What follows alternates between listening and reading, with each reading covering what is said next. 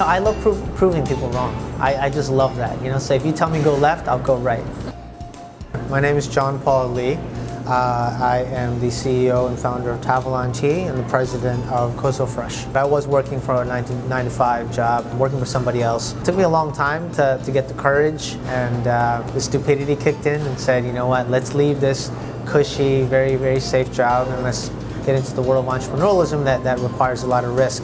So I eventually ended up leaving in 2005 to start my own tea company, which is Tavalon.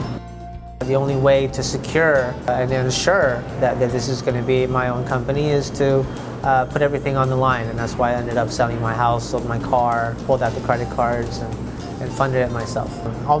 Not almost, every single person that I told, and they say, I'm going to leave my job as a consultant, I'm going to start a tea company, looked at me in the eyes and said, you're crazy, it's not going to work out. That type of feedback only drove me to do it more. And so almost every day, and this sounds cliche too, but I'm doing what I love. So waking up is awesome. My life would be very different if I stayed in investment banking. My life would be very different if I never left fashion. So there's always question. I'm Ida Liu. I head up the North America Asian Clients Group for Citi Private Bank. The biggest challenge I had during my first career in investment banking was the lack of sleep. My first transition from investment banking into fashion was at Bergdorf Goodman in New York. Ron Frasch, who was the former chairman of Bergdorf Goodman, and he said, what do you know about fashion? And I said, you know what?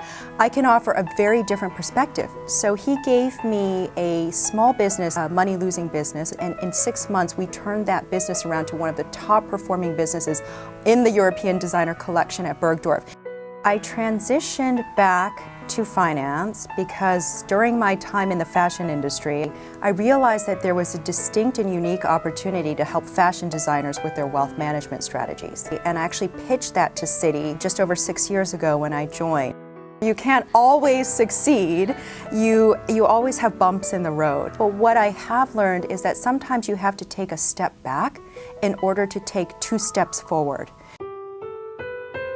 There is good news and there's bad news. Whether that's good or bad, it's just stories and you just have to move forward. My name is Shoko Chang. I grew up in Japan. I came to the United States for college. Then my wife and I started Bow Concept in New York.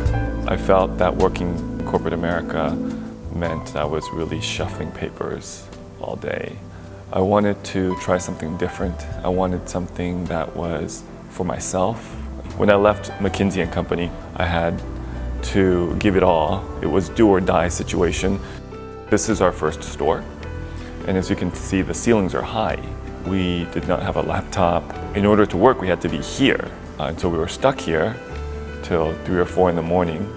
And because it's a commercial building, they would turn off the heat at night.